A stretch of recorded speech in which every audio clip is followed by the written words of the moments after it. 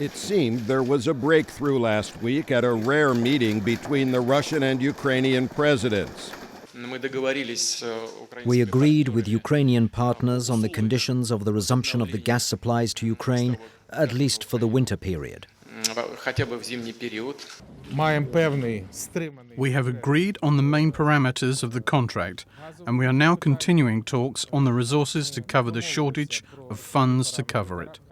But follow-up talks failed to deliver an agreement on the details. And that same day, during a visit to a military base in the midst of the parliamentary election campaign, Ukrainian Prime Minister Arseniy Yatsenyuk was in a combative mood. I will tell you frankly, I think Putin doesn't want to sign any agreement, and his goal is to freeze Ukraine. We must be ready for the worst-case scenario. Ukraine depends on Russian gas not only for cooking and heating, but also for its energy-inefficient factories, mainly in the eastern part of the country, some of them in areas controlled by Russian-backed rebels.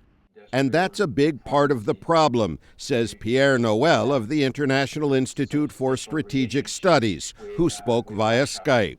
In the long term, nothing has been solved. Ukraine is in a very difficult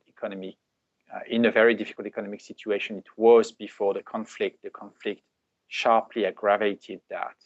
After Ukraine's pro-Russian president was ousted in February, Russia canceled 3 discounts it had given Ukraine on a gas price set 5 years ago. Ukraine can't afford that price now.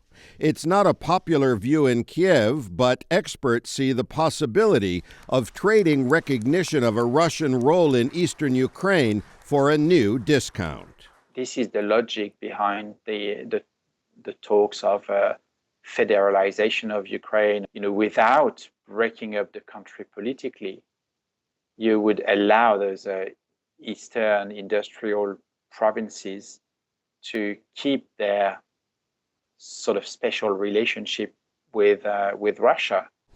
Russian natural gas facilities like this one provide crucial supplies for much of Europe, including Ukraine. At the same time, Russia is under heavy Western sanctions for its annexation of Crimea and its meddling in eastern Ukraine. All that complicates the effort to reach agreement on Ukraine's natural gas supply as winter approaches and the talks resume next week. Pessin, VOA News, London.